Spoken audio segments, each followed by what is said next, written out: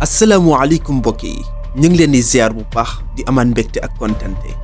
di leen wax tamit ngeen wéy di abonné yow mi nga xam ne da ngay doog di jot sunu vidéo te abonné ko abonneel te nga bës li nga xam ne mooy cloche de notification bi ngir mën a jot bépp vidéo boo xam ne dugal nañ ko fi mais nag di leen like vidéo yi bu baax a baax ndax like yi am na ci solo bu baax tey nag dañuy waxtaanee ci lu am solo tolluwaayu réew mi fi réew mi toll doy na waar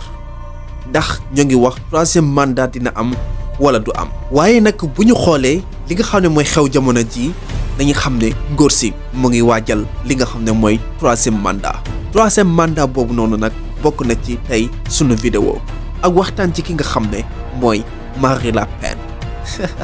moom ñëwoon na Sénégal fan yee jàll ndeysaan kum seet si woon monsieur le président Sall ci nan la ko seetee woon dinañ ko xam bu ñu continuer ci vidéo bi incha allah. 2016 man maa proposé askanu Sénégal révision constitutionnelle boo xam ne dama ni mbirum mandat yi dafa war a jeex tàkk ñëpp jàpp ne réew mi kenn mënatu fi toog lu ëpp ñaari mandat dañ ko bind mu leer nañ nul ne peut faire plus de 2 mandats consécutifs xanaa kay ku jàng tubaab boo ko firilee loolu war na xam ne indépendamment référendum loi 2016 wala loi 91 dañu ne mandat bi juróomi at la benn yoon lañ ko mën a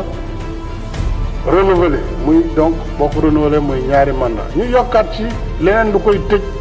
mais de toute façon kenn mënul def lu ëpp ñaari mandat yu tegale donc loolu la constitution bi wax donc loolu lu leer man maa ngi sama benn mandat boo xam ne bu ci yàlla àndee 2019 lay jeex ci coobare sunu borom ak bëgg-bëgg Sénégalais yi bu fekkee ne jàpp nañ ne liggéey bi ñu sa sumb ñu ngi koy teg ci yoon am nañu seen kóolute dina renouveler mandat boobu 2019 su boobaa man pare naa ci 2019 su boobaa man pare naa ci 2019 su boobaa man pare naa ci loolu dama bëgg wax jooju ñu teg ko fële. fi ñu jëkkee mooy ci troisième mandat bu Macky Sall dafa am mbir yoo xam ne maanaam buñ ko joxoon xale sax mën na koo régler jëlul coow lu bëri ndax kat li nga xam ne mooy mandat yi dafa leer naññ ci sunu sarti réew xanaa kay doyalu ma damay jalgati yoon bi moo fi nekk ndax kat dañ ni saa boo defee li nga xam ne mooy sa mandat bu njëkk dem élection boo demee élection réew mi sànni laat la ay kàddu ba nga falu waat nga falu sa ñaareelu mandat boo ci noppee waroo bokkati loolu xanaa lu leer la. Et je rappelle que dans l'histoire du Sénégal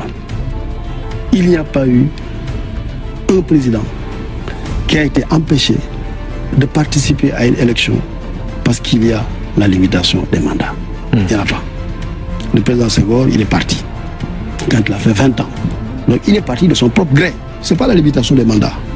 Le président Abdou Diouf, il est parti pas parce qu'on lui a opposé la limitation des mandats pour déclarer irrecevable sa candidature. Il a perdu l'élection en 2000. Le président Abdoulaye Wade, quand il a fait sa 3e candidature, il a perdu l'élection. Je veux dire, dans l'histoire politique du Sénégal, on n'a jamais empêché à un président de pouvoir être candidat parce qu'il y a une limitation des mandats à 2. Non, vraiment dafa am si ñoo xam ne seen xam-xam ci la ñuy defee njublan ngir lan ngir alalu àdduna ñi kat baaxuñu ci am réew ndax kat seen bopp rek moo leen ñor moo tax seeni wax jot a déglu déedéet dañuy tardé rek amuñu solo gis nga troisième mandat jarut coo jarut layal mënta am fii ci Sénégal. Le nombre d'étrangers qui rentrent dans notre pays est parfaitement déraisonnable. Et je parle de l'immigration légale. gars yi ndeke ñaari weer ci ginnaaw président Sall dalal na ki nga xam ne mooy Marine Le Pen non c'est pitiable ba Macky may ko 7 millions de dollars non loolu moom waxuma ko Mr Soumaré moo ko wax mais gars yi loolu doy na waar de Marine Le Pen dafa doon jigéen goo xam ne dafa bëgg a doon présidente ca réewum France waaye liñ gis ci discours am mooy bëggut nit ku ñuul nit ku ñuul rek la bañ moom ci jëmmi boppam jàppe wuñu nit de jàppe wuñu nawle. Je parle de l'immigration légale sans même évoquer l'immigration clandestine que l'on supprime le droit du sol, c'est-à-dire l'acquisition quasi automatique de la nationalité française au motif simplement qu'on est né sur le territoire. gis nga moom bu faloo doonut lay arranger immigré yi non dina métti si ñoom ba ci ñi nga xam ne sax dañoo juddoo foofee ca France te doonuñu ay français li ci gën a garaawati mooy muudu yi ak faatu yi nga xam ne dañoo am ay këyit foofu noonu dina metti si ñoom tamit aussi non kii dafa bizarre. Je pense que le voile est un uniforme imposé par les islamistes. Je pense que une grande partie des jeunes femmes qui le mettent ne peuvent pas faire autrement en réalité, même si elles n'osent pas le dire, puisque celles qui ne le mettent pas, en revanche, témoignent du fait qu'elles sont isolées et accusées d'être impures. C'est ça, hein, je crois. Cette situation n'est pas admissible dans notre pays, donc il faut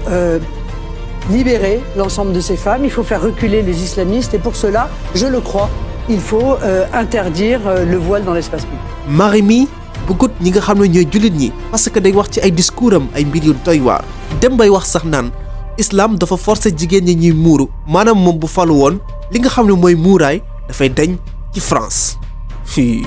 mais kii lan lañ ko war a wax. giga meeting la ñu bëgg boo xam ne képp koo xam ne la ñuy wax ñun bokk na ak li nga gëm na nga fexe ba yeewiku ci bés boobu ñu daje.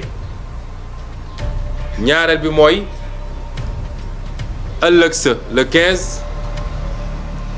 am na ay marche yoo xam ne dinañ ko organiser ci l'ensemble du territoire national muy Sénégal wërngël këpp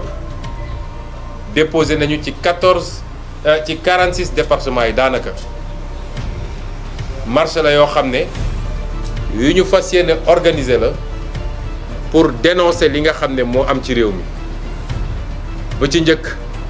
mooy ñu jàpp te tegul ci yoon te ku jàpp ni acteur politique kese la wala Pastef kese la nax nga sa bopp ndax saa su ne ñu jàpp fi ab journaliste wala ab ku bokk ci société civile bi wala keneen ak keneen. ñaareel bi waral marche yooyu mooy justice bi nga xam ne ñu ngi koy instrumentaliser di ko fooye ngir rek di ko jublu ci régler ay compte ñi nga xam ne bokkuñu kàddu ak Macky Sall. waaw ñoo ko déggandoo ndigal li jug na nañ ko waajal incha allah la 14 ak la 15 xeex mi nag defuñ ko pour Ousmane Sonko mais dañ koy def pour Sénégal parce que kat li ñuy gis ci Sénégal dafa doy waar li ñuy gis Sénégal dafa nar a yàq li nga xam ne mooy Sénégal moo tax képp koo xam ne da nga bëgg Sénégal xeex bi kenn waru la cee jiitu. di leen wax ba beneen yoon ngeen continuer di abonné ci chaîne bi mais bu leen fàtte di leen liker commentaire yi commentaire leen lu ngeen neex. mais nag di leen partager vidéo yi s'il vous plaît bu ko defee seen bi gën a jëm kanam. Thank you so much. I'm so happy to you.